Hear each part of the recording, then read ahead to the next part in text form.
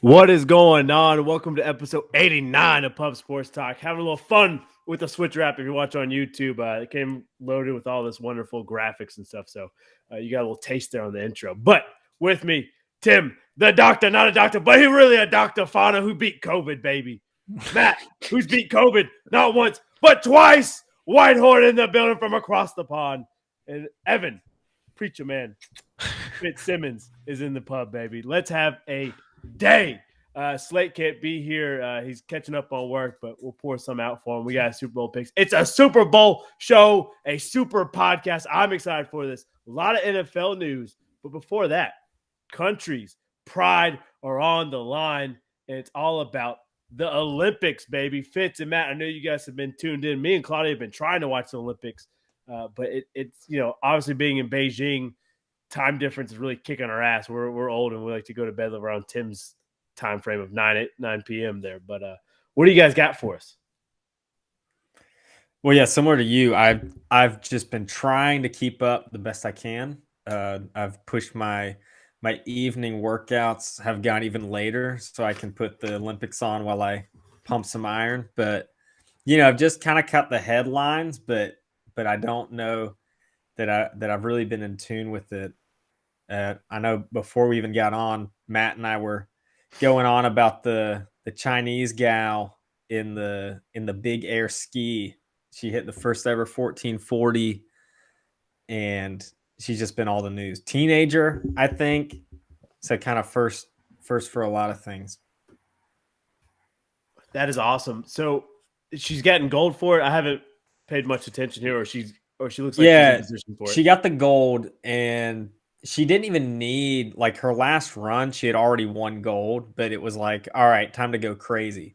And she basically just went nuts. Like she landed backwards too, which I've never seen. Like, I mean, people were doing that, like, which I hadn't seen before. Like, people go down backwards and then like land backwards. But she did all these like crazy moves and then landed it perfectly. And it was just like, yeah, it was just nuts. And again, part of it is like watching the Olympics. I feel like half the events, I'm like, that was good. That seemed good. Like that, that seemed like a high score. But yeah, I mean, it was pretty impressive to see. Like, even not knowing what it was like, oh man, like she just did something crazy. Yeah, absolutely. Matt? Yeah, I love the Winter Olympics. It's on early for me, so I have to wake up early, which means like get to start work early and finish early. But yeah, Winter Olympics it's so great to watch. I mean, Eileen Gu is unbelievable. There was a bit of controversy about where the medal should actually go to or who it should go to. But yesterday I watched, or was it today? I watched the USA Women's versus Canada ice hockey match, and I tell you what, Canada women absolutely trounced Americans, and I was like, damn, this Canadian team's unbelievable. And I was like watching this thinking, oh, this ice hockey stuff is actually pretty good. I probably should listen to Slate more often on this podcast. No, yeah, J-Gray was all about this hockey rivalry between the women of Canada and U.S. And I was reading a stat, Matt, you got a chance to actually watch it, but it said like U.S. was dominating shot selection. Like, they seemed like they were putting pucks on net, but Canadian goalies, get that out of here, and they just kept it moving. Yeah. I think the Canadian goalie had an unbelievable game. She kept up loads of stuff, and Canada, to use a phrase of my kind of football, they played like tiki-taka, like they played like Barcelona. Like, the way they quickly moved the puck around was unbelievable. Just like literally one touch and like just slap it around. It's unbelievable. It's so cool. But wow. Yeah. Because obviously Team GB are so bad at Winter Olympics. I always like to root for other countries, and I will be rooting for Canada in all events. Just to let you know. That's fair. Big up Canada. Yeah, the other controversy I saw was men's speed skating, the gold medal race or the medal race. between five speed skaters. It's like 3 from China and 2 from Bulgaria, I think. And like they were like duking it out. It's like a 9-lap race. They're duking it out, and then there was a penalty halfway through the race. Like they'd done like 5 laps. They called a penalty. And I was like, I don't know what you do. It was like if there's a crash, like in NASCAR, there's like a yellow, it's a caution. But like there was a crash, and they just restarted the race. Like they had to just restart it, and the announcers were even saying, like, man, these are speed skaters. These aren't distance skaters. So you already get through half the race. You're a little gassed. And then there was controversy the second time. So they only did it with 4 skaters the second time. But it came down to the final stretch, and the Bulgarian leading just kind of extended his arm and didn't let the guy for China by. And the guy from China retaliated. He kind of pushed Bulgaria. So at the finish, they're both sliding on their ass. And they're like, oh, Bulgaria won. And then real quickly, they DQ'd Bulgaria. They said, no, not him. It goes to China. And it was weird because the Chinese guy was he had the retaliation. He's the guy who really, had the push that made them both end up falling. But just the little arm extension. So that was some controversies, like, was that warranted? And again, knowing nothing about speed skating, but it was just a crazy, for it to restart and then start again and then end with this just crazy finish. Yeah, that was some excitement as well. I wish Slate was on here because he'd be like, hey, that's just racing, Bo. That's just bumping and racing. That's all we're doing. Yeah, I know. Yeah. I thought of Tim actually when I watched it, because I'm like, Tim would just troll and come up with like, just like what they should be allowed. Like, oh, they should be allowed to carry like a club or something. Man, that wouldn't be a bad idea. Think of speed skating with like some sort of like weapon. Cleaver. Yeah, some blunt force weapon. Man, anything goes. I'm here for it. Yeah, you get one weapon, anything you want. Banana peel. Go. Like Mario Kart. I would have an umbrella and just open it up, so just push people away. There you go. I love it. Well, looking at the medal count, I mean, Sweden is crushing it right now. 4 gold, 1 silver, 1 bronze. They're at 6 total medals.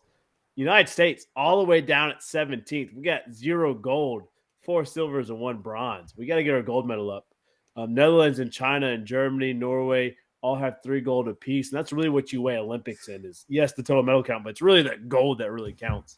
And it's early. We still got a little bit more time for these Winter Olympics. And I'm excited for snowboard. I'm excited to see Shaun White with his last competition ever.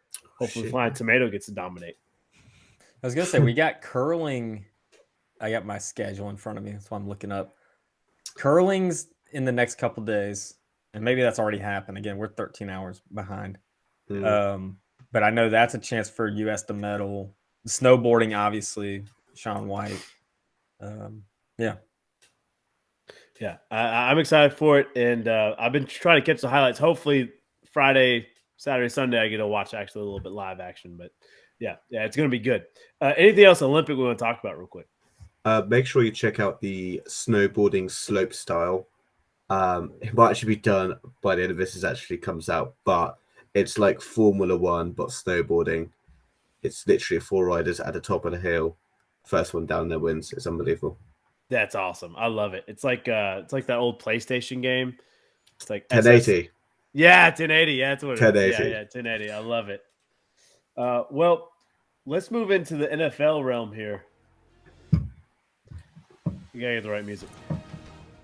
A lot of things have popped off since we, talked last week, and we got to talk about the big news coming out of Vegas. Vegas, man, the NFL keeps taking L's there, and it's just relentless. Alvin Kamara gets arrested for not domestic violence, but assault. Sorry, assault. And it's like he's apparently with a group, a posse. Some guy says something to him next to an elevator, and a scuffle breaks out. And then Kamara chases these guys down, punches him and kicks him while he's on the ground. Like I think he gets punched in the face 9 times and kicked 23 times while he's on the ground. He goes unconscious. This is stuff that just can't happen. What is your all thoughts here? To me, I was shocked it was Kamara. Like he had just played in the Pro Bowl. Literally, like 3 hours later, he's arrested in handcuffs. Man, it's a different situation, but this reminds me of like Ray Rice. So Ray Rice, I mean, they just won the Super Bowl. Ray Rice is this bell cow of a running back, and this video breaks out. Now that's more of a domestic abuse issue in the elevator, but he was done. Like you don't hear about Ray Rice any longer in the league. No. As much talent as Alvin has, I wonder if he's going to get this same treatment of, I mean, you can't do that to a human being. You can't just go and do that. Like, come on now. You got to be better than that. What do you guys think? I sent y'all the video of the longest yard clip with it's Nelly as I can't remember the running back. Megan. Yeah, Maggette or something. Yeah. Like y'all got a running back. They're already dubbing like Alvin Kamara. Yeah, I don't know. That's a good question. Is there a prison sentence for this, or is it just pay a fine and move on? I mean, it's 5 against 1. I think for sure charges were pressed. Yeah, I say he's done in the NFL, Tim. I think you're right. Yeah, because I mean, he had a decent year last year or this season. Like it wasn't like MVP worthy like some of his other seasons may have been. Like I don't know if his play on the field, especially with all the revamping that the Saints are doing, justifies covering this up, so to speak, and just continuing to let him play. I don't know. Yeah, I think obviously we don't know what the man said or what happened before this. All we know is Kamara was 5 against 1 there, and he was getting his licks in, which it just can't happen. Like it really can't. You're at this high pedestal. You've got a posse for a reason. Even if he said something to you, disrespected you, whatever, that's not worth risking your career. You got shooters, baby. Let your shooters shoot. Come on, what are we doing?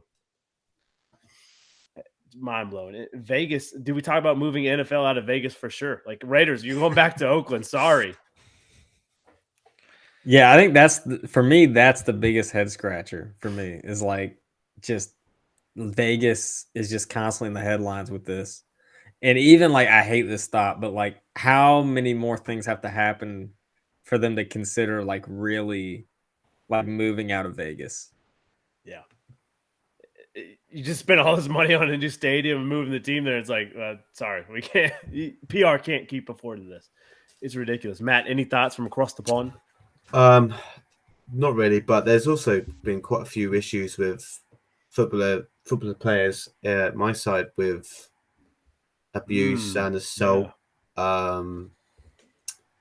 Mason Greenwood has been arrested and for assaulting his girlfriend quite viciously. And then West Ham centre back Kurt Zuma, there's a video of him released recently where he was kicking his cat, and I was like, yeah, kicking his cat, like kitty cat, like kitty cat, yeah. And it's just like both are just, I don't know.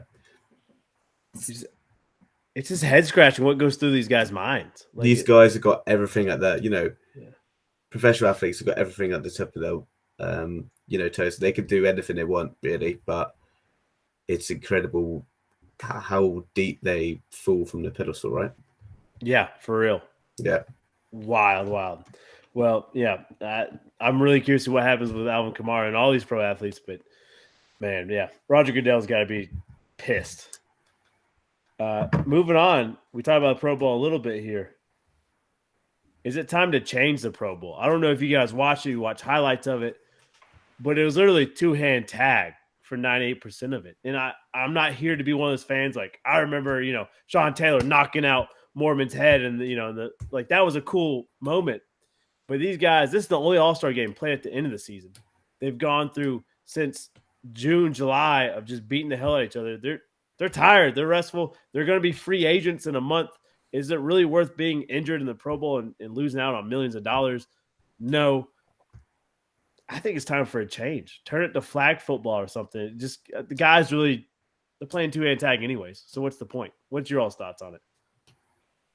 Yeah, I think it is weird. I don't, I go through years where I'll watch the Pro Bowl and like I actually sit down and watch it. And usually I'm doing something else. Like I'm playing games or like texting the entire game. This year is just watching highlights on YouTube, and even the highlights, it's like there's no defense. It's I even hate like the quarterbacks in the pocket. Like they just stand back there. It's like they're not gonna sack you even if they get you. Like it's not real football. And I'm with you. It's trying to figure out like, is there a way? Like I even thought like, why are they wearing pads? Like they really don't even need to wear pads. Like they could be out there with like the Pro Bowl visor and their t-shirts and stuff. And would we even care if they didn't have a game? Like if they didn't or did something else? The other thing I want to talk about was the skills challenge, but I want to hold off on that. Yeah. If y'all got thoughts just about the game. Yeah, Tim and Matt. What if so like I don't know the timeline. How soon do people know that they're in the Pro Bowl? It's like literally the week of, pretty much, because Brady retires the start of the week. Somebody has to replace him. Super Bowl teams obviously can't participate. Because I'm thinking like, what if you take the Pro Bowl players and for each year, you have a different sport. So you're like, all right, this year's Pro Bowl, we're playing baseball. And you get all these athletes, who are these NFL Pro Bowl athletes, and they're trying to hit, just a normal overhand pitch or like have them play basketball. And so that's why I was thinking like maybe they could have enough time to kind of train a little bit. But if it's like a week before, or like you could do like ice skating one year, like and have like two hockey teams and have them just, they won't beat the tar out of each other, but like that would be cool to see an NFL player, playing baseball or cricket or like all these different. That's pretty. I don't know. Like, what do you guys think about that? So I thought mini Olympics. Yeah. I have another thought is because watching the skills challenge is sometimes they'll have like I remember Von Miller one year did the precision passing and he was terrible, like he was just awful. But then seeing like when Stephon Diggs was guarding his brother, so you got Stephon on defense and his brother playing offense. I was just thinking, what if they did the Pro Bowl, but you had to play a different position, or like so you switch up. So Russell Wilson's a wide receiver now, or you put him on the line. Yeah, something like that. I don't know. But I thought that was interesting, is watching other players in different positions, and like maybe if they did stuff like that, be more fun. Yeah. I like both those ideas of switching up positions or just switching up the sport entirely and let them have fun with whatever sport it is. There's another thought going on around the internet. Obviously, I don't think this will ever happen, but you have the two worst teams play for the number one pick for Pro Bowl week. I don't think that's going to ever go. But I'd watch it more. That'd be more entertaining than the Pro Bowl. But Fitz, you want to talk about skill challenge? I really enjoyed watching skill challenge, whether it's playing dodgeball, whether it's the throwing contest and Justin Jefferson just sucking terribly trying to throw a football and Russell Wilson just dicing up, saving it, or Stephon Diggs with the jumping through a table to catch a pass. Like that was awesome. These skill challenges, I think they're next level. Michael Parsons winning the 40-yard dash. Like that stuff is awesome. Yeah, I thought the best catch was actually really cool. Like that's as close as we're gonna get to a dunk contest for NFL All-Star Weekend and NFL All-Star Weekend, Pro Bowl weekend. But I just thought that was a chance for players to be really creative this was the very first one, so you don't know how it's going to go. But I think there's potential for that to be like a really cool event and get really creative. Again, Stephon Diggs jumping through the table. I thought that was brilliant. They were just really creative. I thought that was a chance for players to be creative, fun to watch. And it's still not it's not where it could be. Like it's still a little bit like, yeah, this is goofy to watch. But I think there's potential that it could be like the event that we go, like the dunk contest is like, oh, you're not missing NBA All-Star Weekend. Is like, oh, I gotta watch the best catch. Like that's always going to be good. I agree with you. Boys, any thoughts about skills challenge? Yeah, did anybody see how bad Kirk Cousin was on the precision pass? Yeah, it was hilarious, absolutely hilarious.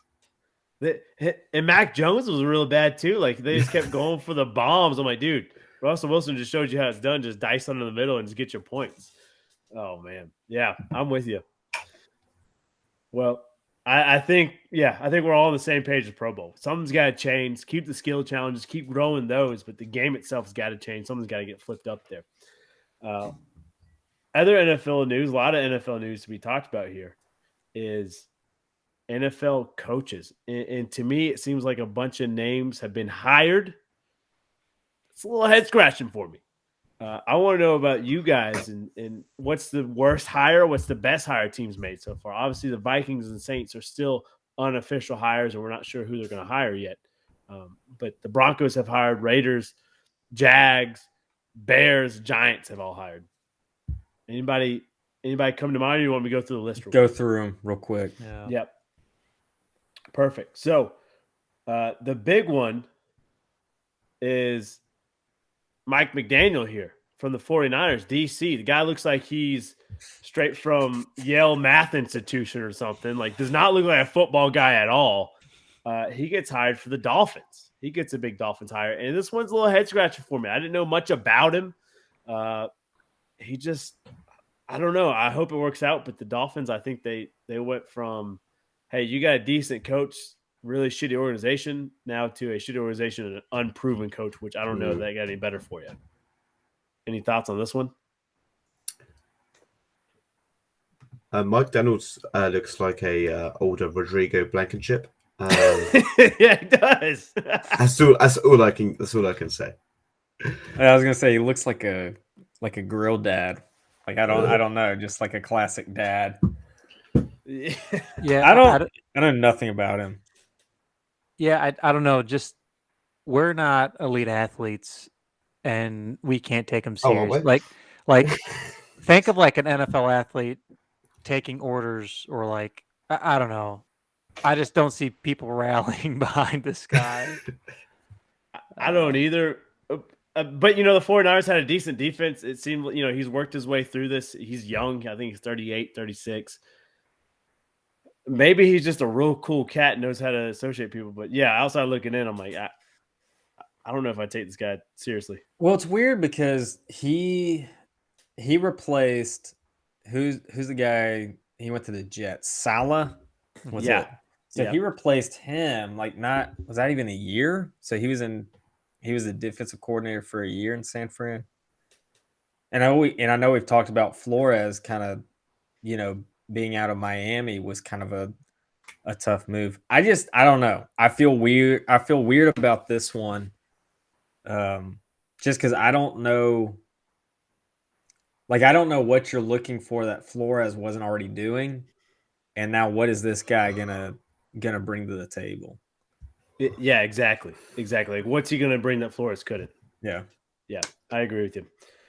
Moving on to the next hire, Luv Smith back with the Texans. Luv Smith, beloved Bears coach. He's been kind of up and down with different teams. Now he's back with Houston. Houston, already a circus of an organization. Now you bring back Luv Smith, he never could find his grip. Even in college, he couldn't find his footing. What's our thoughts here? Sporting a great beard. Right there. Yeah. He started growing that thing out in Illinois when he was coaching Illinois. Meh. Yeah, I always liked Lovey. I liked Lovey Smith. I just think they could never, Bears just could never get a quarterback. But he got them to a Super Bowl. He got them to an NFC Championship game against the Packers. He's had success.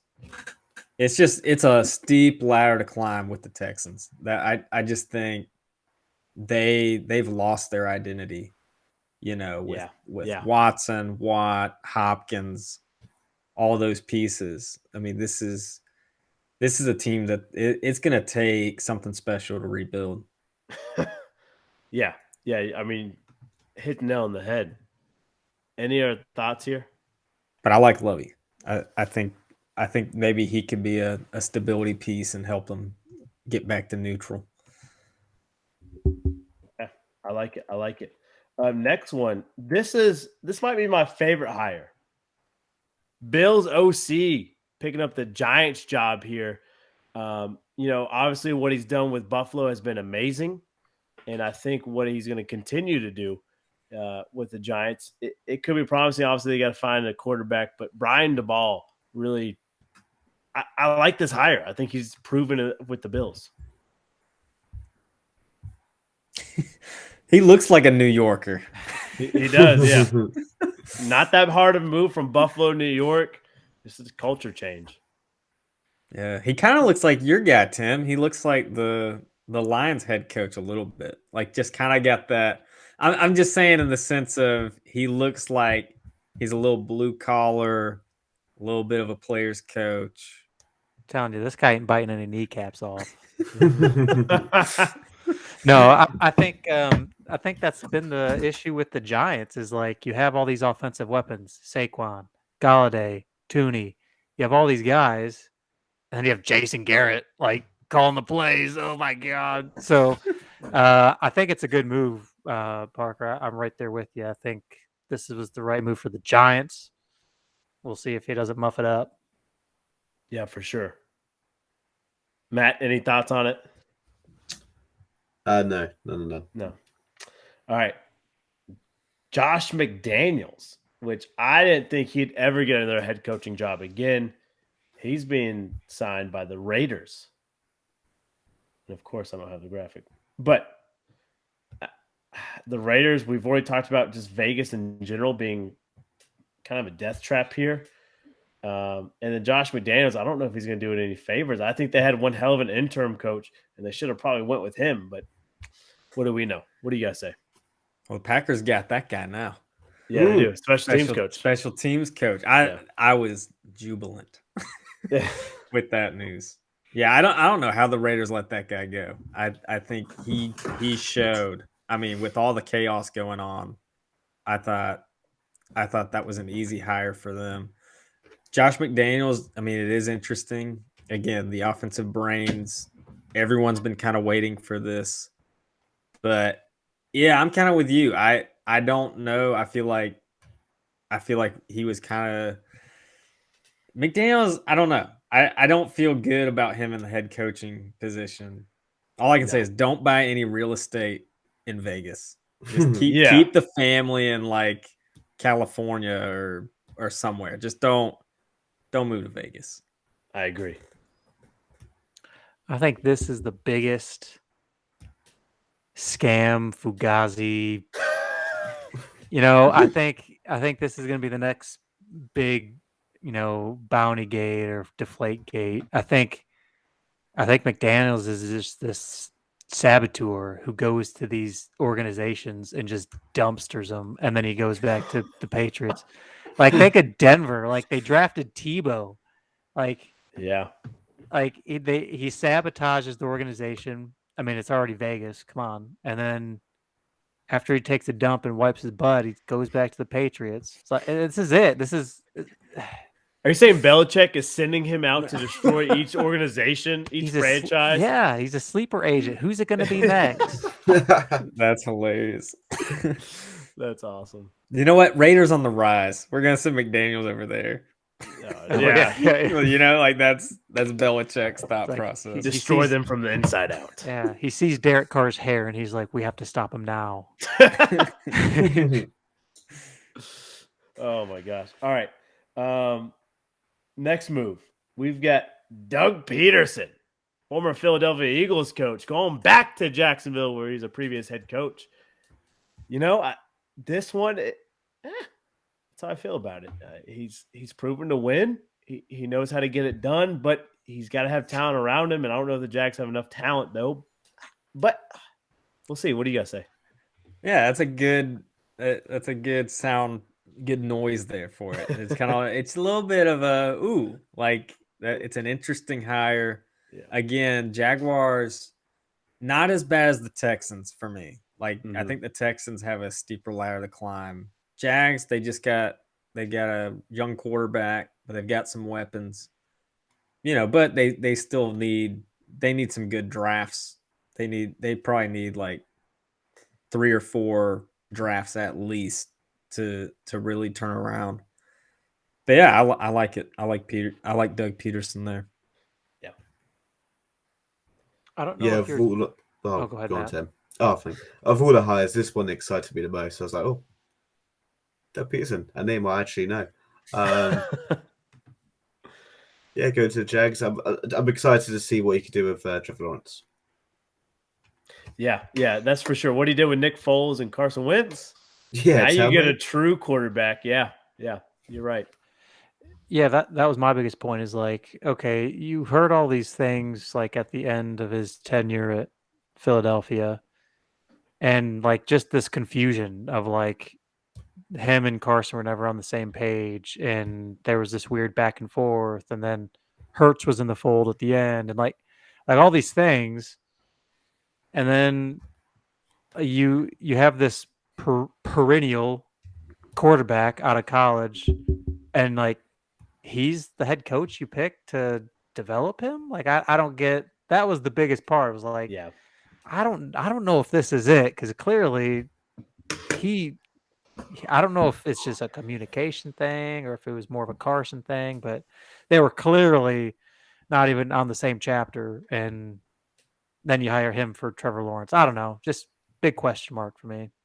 Yeah, that's fair. You know what? As long as he doesn't, have someone end up in his lap, it's a success for the Jags this year. This one came out of left field for me. Colts defensive coordinator Matt Eberflus getting the Chicago Bears job. Oh God!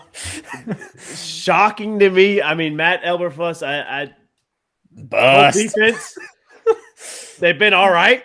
They've been top 10 in the league maybe, but now you're getting the Bears. Fitz. That just sounds the name. It just sounds like a bust. It's like when the Vikings got Brad Childress. It was like bust. It's like you knew. It's like that's not going to work out. Oh man. The first part of his name is fantastic, but his surname is horrendous. I mean, talk about sticking to your identity. Like, yeah, the Bears have had some pretty good defenses, but it's the same thing. You have this quarterback who has a lot of potential. Like, support him. Like, come on. So this is the defensive coordinator of the Colts? Yeah, this is the DC, and he's not young. He's been around for a long time. He's Actually, not done anything amazing. The Colts defense have been good, but they haven't been great. They haven't been top of the league. So they were top of the league last year. Maybe not. They didn't finish top of the league, but they were like in October, November. The Colts were like they were humming. Yeah. So I may eat my own words on this. This could be a decent hire, but his name is absurd. I'm gonna give this hire a D, so I don't think you have to worry about it. I hope so. We'll see. But if I'm wrong, I'll say it's the Bears. So it's a win-win for me. All right. This other hire, you guys, I'm curious how you Packers fans feel about Nathaniel Hackett traveling all the way to Denver now. Hackett been a long-time assistant with Matt LaFleur there, getting his own chance there for Broncos. He was a name that popped up last year for some head coaching jobs, and either he didn't interview right or they just wanted somebody else for whatever reason. But Nathaniel Hackett now gets his HC job in Denver. Yeah. I like this one. Yeah, obviously sad to see him go, and it's a great hire for the Broncos. But I mean, Packers fans knew he was going to go. It's his time. Broncos is interesting just because they have weapons at receiver. They're trying to figure out quarterback, but they've got so many weapons. And tight end Noah Fant is also solid. So yeah, and then defensively they've been solid, even though losing Von Miller to the Rams. And I can't remember if they got draft picks for that, but yeah, Broncos. I think they could be a team that's on the rise. Just need a good quarterback. I don't know that Drew Lock or Teddy Two Gloves is the answer right now. They sold their quarterback soul when they got Manning. So yeah. Well, last I heard, the big buzz was, oh my God, Aaron Rodgers is now going to Denver. That's right. I will put money down that Aaron Rodgers remains in Green Bay. I'm that confident. It is 90% chance he plays for the Packers next year. It's like 9.75% chance that he retires. It's like 0.25% that he plays for anybody else. Could you imagine a year where Roethlisberger, Brady, and Rodgers all retire? That'd be crazy. That'd be wild. Like three of arguably some of the best quarterbacks in the league. But also, I got to debunk all these. I get so tired. Tim, you triggered me. All these people saying that Aaron Rodgers is going to go play. All the teams they're listing are AFC. It's like the Steelers, the Broncos, the Colts. Here's the thing. Brady just retired. Why would Rodgers go to the AFC where he's got to go through Mahomes, Burrow, Herbert, Lamar, Josh Allen, versus the NFC just seems wide open right now.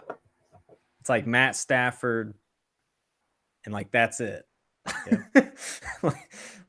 Yeah. Russell or Kyler. I don't know. It just, for me, it's like, why would Rodgers leave? There's no reason for him to leave Green Bay right now. I mean, yeah, I think you're right. With the NFC move, but Nathaniel Hackett, they have a great relationship.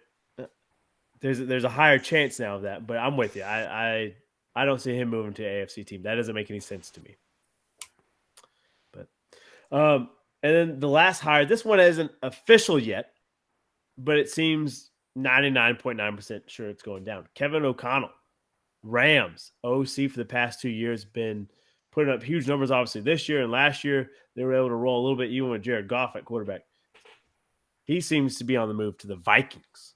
Vikings seem to be hiring him, which you Packers fan, I don't know how you feel about that, but the Rams offense has been explosive with this cat.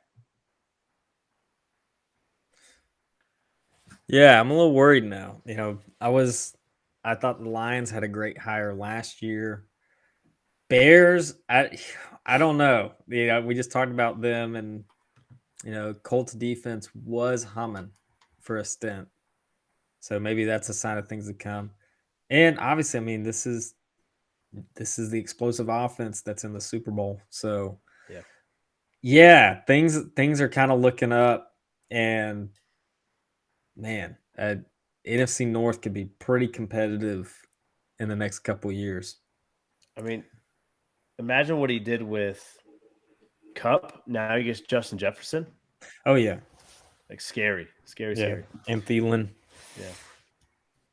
Boys, any other thoughts on it? I mean, you guys said everything. I mean, I was like, well, look at who he has. He's got Kupp. He had Jefferson. He's got Odell. And then you look at the Vikings, and you're like, oh crap, they got some pretty good weapons there. So I don't like them coming to the division since it's ours for the taking. But we'll see how it goes. I love it. Well, that's really it for the coaching hires. I mean, for me, a lot of head scratchers. I think we're safe to say that, right? There's a lot of these hires that it's like, I don't know if I would have picked him. Like, Brian Flores. Would have picked him probably over 4 or 5 of these guys, but what do we know? All right.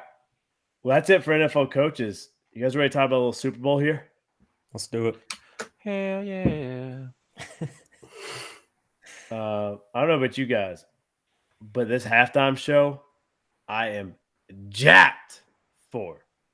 Dre, Snoop, Eminem, Mary J. Like, this is going to be one hell of a halftime show, and I'm pumped for it. How do you guys feel about this halftime show? Can they perform live? That's always the question. I have no doubt about it. These are legends, man. Come on. I hope so. I've been disappointed in the past with some of the performances I've been hyped for. So yeah, you're like optimistically cautious here. Is that what we're hearing? Yeah. Okay. Yeah. Tim, what about you? Yeah, this is the first one. Gosh, and like since I can remember that I've been like, okay, I might actually keep halftime on. Like, I might not go stuff my face in the kitchen. So we'll see. I'll probably watch it this time and see if they have any like dancing sharks or good show. anything cool. But yeah, I'm excited. I'm pumped Matt? for Eminem. I will say that. I never thought he would do like, and maybe he did before when they had like a bunch of people, but this seems pretty cool. Yeah. Matt, what about you? I actually don't even like Eminem actually that much, but I do love Dre. So I'll be all about Dre. I hear you.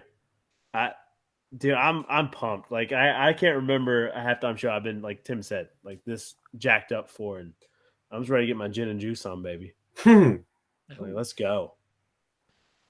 Kendrick also part of that group, which you bring an old school and new school here. Kendrick probably top 4 in our category here as hip hop fans. So I'm pumped for it. I'm already cranked up to a 12, baby. Let's go. Breaking off the meter. Hopefully it pays off. Well, the game itself. Here's our picks. Tim, you're in the lead like you had last week. You've picked 8 games right. Me, Slate, and Matt all tied for second with 6. And then Fitz bringing up the rear with 3. 3. Pretty bad. We talked about this last week. We said, Fitz, do you want a chance to catch us? You said, nah. Make this Super Bowl only worth 2 I points. deserve to lose. So, Super Bowl worth 2 points here. Winner gets a nice mug, beer mug, Stein, Viking horn, whatever Tim decides to pick out, or one of us winners. Tiebreaker will be score pick. Ooh. Okay. So is it closest to the score, or how does it? Yeah, closest to the score. Yeah. Okay. Yeah. Actually, I tell you what. Why don't we do over points? I think it'll be this amount of points. What do we want to score? Oh, I'm fine either way. I'll give you the score, and I guess I'll just add up the points. Yeah, all right. We'll just do score. Yeah. We'll do score. That'll work. All right. So, without further ado, we got Cincinnati taking on the Rams. Over-under set at 50 thanks to Vegas. LA is a 4-point favorite. That has since bumped up to 7 points when I made this graphic a week ago. So, Rams 7-point favorite here. I'm feeling good about that. Just saying. Slate is taking Joey Shiesty and the Bengals to get it done. I haven't got a score yet, but I will text him right now and get a score. What do you guys say? I'm going opposite what Tim says because I won that glass. I guess I'll start us off here after Slate. I'm going Rams. I've been going Rams the whole time. Going Rams, and my score is it's going to be a heater. It's going to be 31-28 Rams. Ooh. It's a hell of a game. Walk-off field goal. Yep. Stafford, last drive in the game, under a minute, and he's just going to do what my boy does. He's going to get it done. I'm going to go with Cincinnati. How good is it to even hear the word Cincinnati in this park. It must be unbelievable. I don't know if you can see, but I cried a little bit when you said it. I am going to go 33-28. 33-28. Man, I see Evan McPherson knocking in a game winner. I'm trying to decide on the score. I think Stafford's going to show up. I think, it's been a run for him. Excited to see what he can do in the Super Bowl. I saw a stat. It was that Joe Burrow, so these are both number 1 overall picks. And Stafford, this is the latest that a number 1 overall pick has ever made it to a Super Bowl. Mm-hmm. And Joe Burrow, it's the earliest that a number 1 overall has made it to a Super Bowl. I think there's going to be a lot of field goals. I think the defenses are going to tighten up in the red zone. So I think the score is going to be something really obscure. I'm going to say 33-30. There might even be a safety in there. And like some 2-point conversions. There's going to be some weird stuff. I just think there's going to be a weird like mathematical battle because some plays are going to happen. Man. Yeah. I think I want to put money on Money McPherson being the MVP. I think he's at a plus 1,300 odds, and I think he's just going to knock out some field goals for us. I'm taking Houday. Cincinnati getting Stafford and Odell in the clutch. Throw them away, baby. Give me Houday. Bengals put some chili on your spaghetti. Went it around. Let's go, baby. My score, I'm going 35-31. Cincinnati gets the job done. I'm pumped for this game. I'm jacked. But that's it for our pick'ems. Winner gets a nice glass, beer stein. Slate's taking Bengals 27-21. The score just I like that score. That's a good score too. I'm loving this. Points are being scored. I'm loving this. Might hammer that over here too. But yeah, one hell of a game, and I think America can say this is probably one of the most hyped up Super Bowls because most people aren't fans of either team here. So I think people are like, "Hey, I'm just excited for a good game." Agreed. So we'll see. All right, boys, ready for a pub parlay? Oh gosh, I'm never ready. Yeah.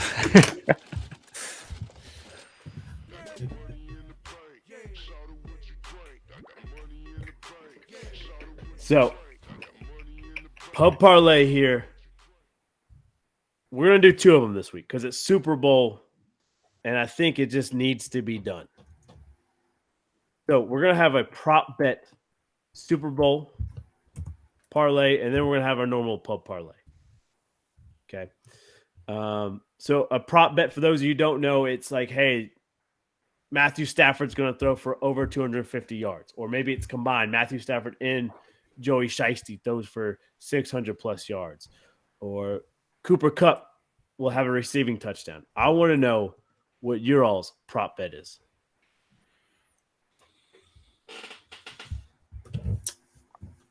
So after you calling him cancer all season, Parker, I'm going to play a little reverse unit card. I'll do BAM! Odell Beckham over 63.5 yards. OBJ over 63.5. I like it. I don't know if we got an answer for him on defense. So, yeah. Oh, man.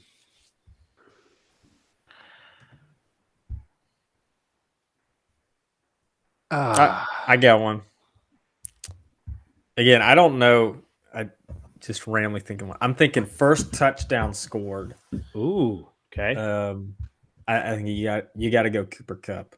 I think your odds are pretty good. Okay, don't hate that one. This might be cheating here, but Joe Burrow, his rushing yards are set at 10.5. Oh, take that. Ooh. I'm hammering the over there. Take Joe Burrow's that. getting more than 10.5 yards rushing. Is there a sack? Is there like a sack prop bet on Joe Burrow? It's probably like 9.5. Yeah, that's exactly, I was about to say 10. I think Joe's gonna get sacked. I'll give it 3 times. Yeah, that's I think- generous. Yeah, I think it's gonna be. Most everyone thinks it's gonna get annihilated. I think it'll be a little better than annihilation. I'm gonna give it 3 sacks on Joe Burrow. That's probably the under. Yeah. I don't see it on here. Oh, okay. You're on my bookie, right? Yep. Total sacks on the one I use is 5.5. That's the over and under line. For total in a game. A total in a game. So Tim, you want to take that one? Wait, what was the total? Sorry. 5.5. So between both teams. Yeah, we'll do that. Okay. Over 5.5 sacks. And then for Devin, I'm just gonna put this for Devin. I always love this one. Gatorade bath color. Orange, blue, green, yellow / lime, clear, red / pink, purple. What do you guys say? Guys, a lot of colours. lot of If colours. Cincinnati wins, surely it's going to be orange. I think orange is like the most popular color for most of these guys, right? I have no Blue. idea. I'm gonna say No blue. idea. Blue. We're gonna say blue Gatorade. Everyone likes cool blue. All right, blue Gatorade. That's the Gatorade bath color. All right. Now, our normal parlay. So that's our Super Bowl parlay, our normal parlay here. What do you guys get? Remember, if we do NBA or NHL, it's got to be on the same day, or college basketball. It's got to all be on a Saturday or Sunday. Same thing with Olympic sport. Let's try to put it all on the same day, so that way we make sure we can get it. Which I know it handcuffs us a little bit. We'll figure out the day because there's a women's basketball game Sunday and there's a lot of men's games on Saturday that I'm looking at. Saturday's fun for me. Yeah, let's do Saturday. All right, Saturday. Okay.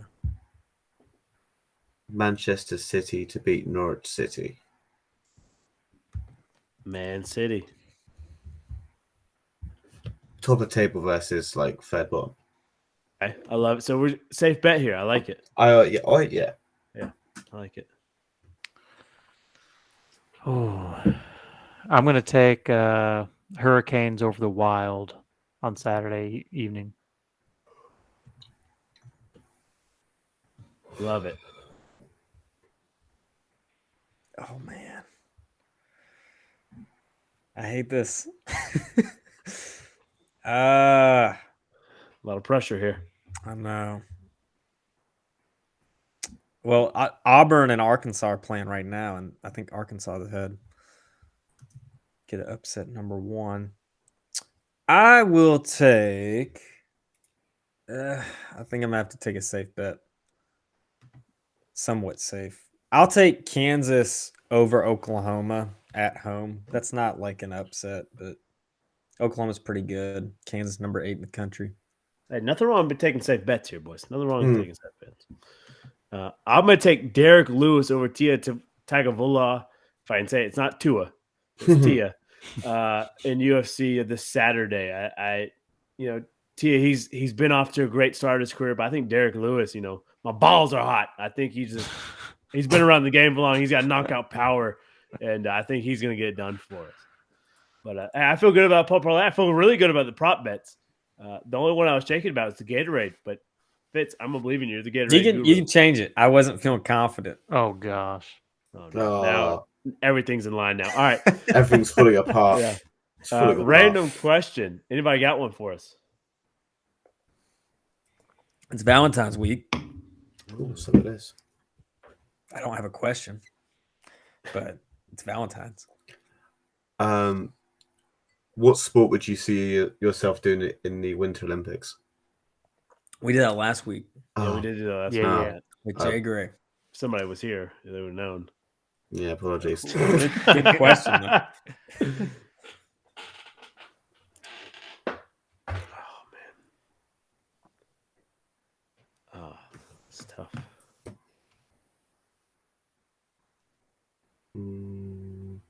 What about best love song? Oh, great show. Best love song. All right. Like it's Valentine's. My net. You My gotta bet. you gotta woo your woman. Uh, What song are you gonna play for her? Light some candles. That's a good one. Oasis Wonderwall.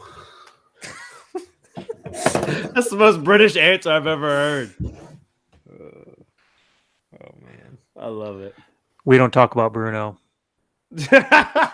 and Kato.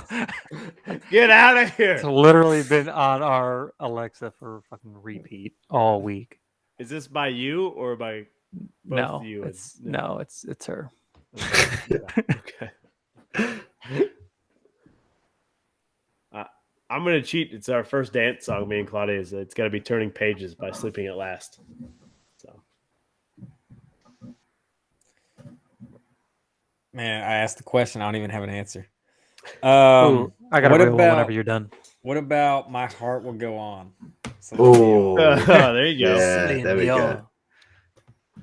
That's a good one. How about "Linger" by the Cranberries? Anybody? Great song. Yeah. Oh, that's a good one. Ooh, Yeah. that's a good one. It's tickled me right in my. Hey, that's gonna do it for the show. Great show, boys. Have a wonderful and safe Super Bowl and wonderful weekend, Valentine's Day, all that. Spread some love, spread some good vibes, spread some hooday vibes, baby, because we're getting the job done. It's coming home. You guys be good. We'll catch you next week. Bye. Have a wonderful time. See ya.